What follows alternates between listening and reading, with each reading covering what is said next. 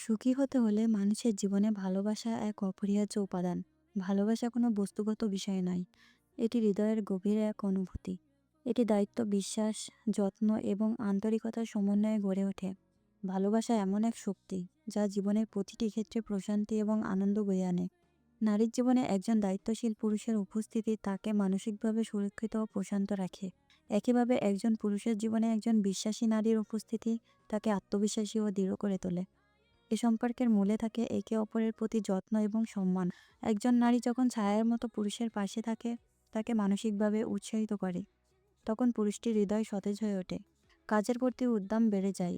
অন্যদিকে একজন পুরুষ যখন নিজের ঘাম ছড়িয়ে নারীর জন্য জীবন নির্বাহের ব্যবস্থা করে, তাকে সুরক্ষিত রাখে, তখন নারীর মনেও প্রশান্তি নেমে আসে। এ ভালোবাসা কেবল দেহ নয়, বরং মন ও আত্মাকে একে অন্যরকম শান্তি দেয়। সুখ মানে শুধু ভোগবিলাস নয়, সুখ হলো সেই অভিজ্ঞতা যা হৃদয়কে সতেজ রাখে, মনকে প্রফুল্ল করে। এই সুখের মূলে থাকে ভালোবাসা এবং একে অপরের প্রতি নির্ভেজাল দায়িত্বশীলতা। ভালোবাসা সেই পাখির গান যা মনকে বসন্তের মতো শীতল করে। এটি সেই আলো যা অন্ধকারকে দূরে সরিয়ে জীবনের পথ আলোকিত করে।